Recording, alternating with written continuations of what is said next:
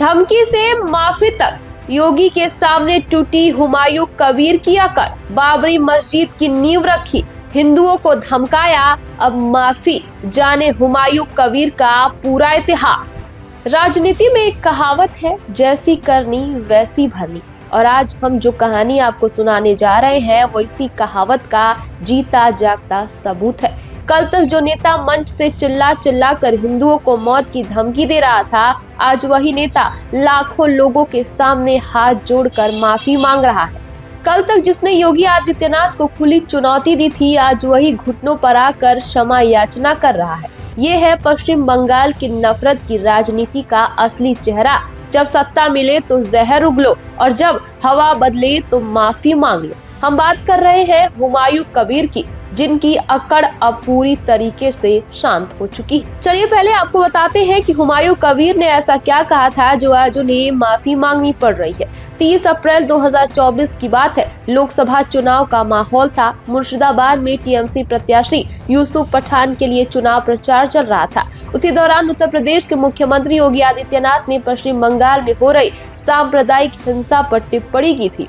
योगी ने कहा था कि बंगाल में दंगाई खुलेआम उत्पात मचा रहे हैं और मुख्यमंत्री ममता बनर्जी चुप बैठी है। उन्होंने ये भी कहा कि लातों के भूत बातों से नहीं मानते और उत्तर प्रदेश में ऐसे दंगाइयों को सख्ती से संभाला जाता है। योगी आदित्यनाथ के इस बयान पर हुमायूं कबीर की जैसे अकल ही चली गई। चुनावी रैली में माइक पकड़कर उन्होंने जो कहा वो किसी भी सभ्य समाज में बर्दाश्त नहीं किया जा सकता है। हुमायूं कबीर ने डंके की चोट पर कहा, योगी आदित्यनाथ को बस 2 घंटे का वक्त दे दो। ये उत्तर प्रदेश नहीं मुर्शिदाबाद है।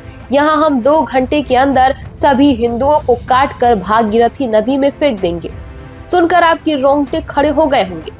एक निर्वाचित जनप्रतिनिधि का इतना घिनौना बयान, लेकिन उस वक्त हुमायूं कबीर को लगा कि मुस्लिम बाहुल्य मुर्शिदाबाद में ऐसी नफरत की भाषा बोलकर वो मुस्लिम वोटों के राजा बन जाएंगे। लेकिन हुमायूं कबीर भूल गए थे कि सामने योगी आदित्यनाथ जैसा मजबूत नेता है। वो भी भूल गए थे कि पश्चिम बंगाल में बीजेपी के बाघ मिथुन चक्रवर्ती बैठे हैं, और सबसे बड़ी बात वो ये भी भूल गए थे कि हिंदू अब जागरूक हो चुके हैं। मिथुनदा ने केंद्रीय गृह मंत्री अमित शाह की मौजूदगी में हुमायूं कबीर को मुंहतोड़ जवाब दिया। उन्होंने कहा, जो लोग हिंदुओं को धमकी दे रहे हैं उन्हें याद रखना चाहिए कि एक दिन ऐसा आएगा जब हम उन्हें भागीरथी में नहीं जमीन में गाड़ देंगे। भागीरथी हमारी माँ है, उसे गंदा नहीं करने दिया जाएगा। उसके बाद टीएमसी ने भी हुमायूं कबीर को पार्टी से निकाल दिया, क्योंकि ममता बनर्जी को डर था कि इससे उनका हिंदू वोट बैंक नाराज हो जाएगा। और अब 2026 में हुमायूं कबीर की पूरी राजनीति ही बदल चुकी है। उन्हें समझ आ गया है कि सिर्फ मुस्लिम वोटों पर सत्ता नहीं मिल सकती, हिंदू वोट भी चाहिए, और इसलिए अब वो हिंदुओं के सामने हाथ जोड़कर माफी मांग रहे हैं। हाल ही में वो जनसभा में हुमायूं कबीर ने लाखों लोगों के सामने कहा कि मैंने 30 अप्रैल 2024 को जो बयान दिया था वो ममता बनर्जी के निर्देश पर था। मुझे टीएमसी के लिए मुस्लिम वोट जुटाने थे, लेकिन आज मैं हिंदू भाइयों से हाथ जोड़कर क्षमा मांगता हूँ। मुझे अपनी गलती का एहसास हो चुका है। देखा आपने, जब राजनीतिक हवा बदलती है तो कैसे रंग बदल जाता है। कल तक जो योगी आदित्यनाथ को चुनौती दे रहा था, आज वही घुटने टेक रहा है। लेकिन सवाल ये है कि क्या ये माफी सच्ची है?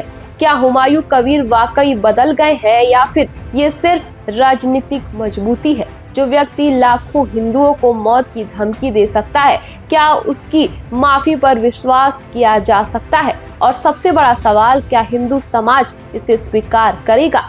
फिलहाल इस खबर पर आपकी क्या राय है, हमें कमेंट बॉक्स में जरूर बताएं।